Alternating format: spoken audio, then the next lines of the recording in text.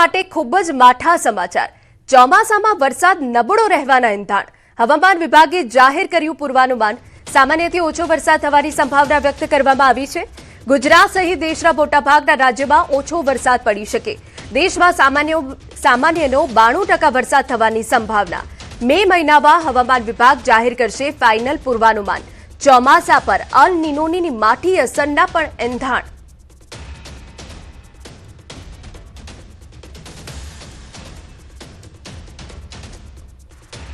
तो आपने जणावी दई हवामान विभागे जाहिर कर्युं पूर्वानुमान। सामान्यथी ओछो वरसाद थवानी संभावना अहींया व्यक्त करवामां आवी छे।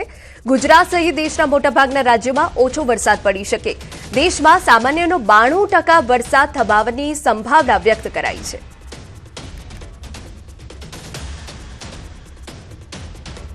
काळझाळ गरमीमां हजू 5 दिवस राहत नहीं मळे।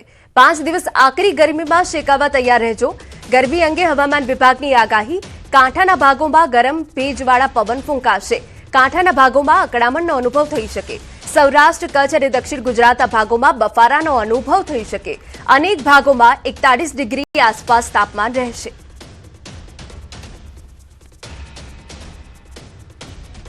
हमारा सौराष्ट्र कच्छ रीजन में तापमान अधिकतम जो तापमान है 40 डिग्री सेंटीग्रेड या उससे ज़्यादा होने का संभावना रहेगा। और जो हमारा तटीय क्षेत्र है इसमें जो अधिकतम तापमान और जो आर्द्रता सामान्य से ऊपर होने के कारण हॉट एंड ह्यूमिड कंडीशन रहने का संभावना रहेगा। कच्छ में हम आज येलो वार्निंग के साथ हीट वेव का वार्निंग दिया गया है। इक्का दुक्का स्थानों में हीट वेव का स्थिति होने का संभावना रहेगी। महत्वना समाचार के जे एलपीजी लईने कंडला आवशे वधु एक जहाज। आज कंडला पहोंची शके छे जगविक्रम। 11 एप्रिले होर्मुझ स्ट्रेट पार थयुं हतुं जगविक्रम। 20,400 मेट्रिक टन एलपीजी साथे आवी रह्युं छे जगविक्रम।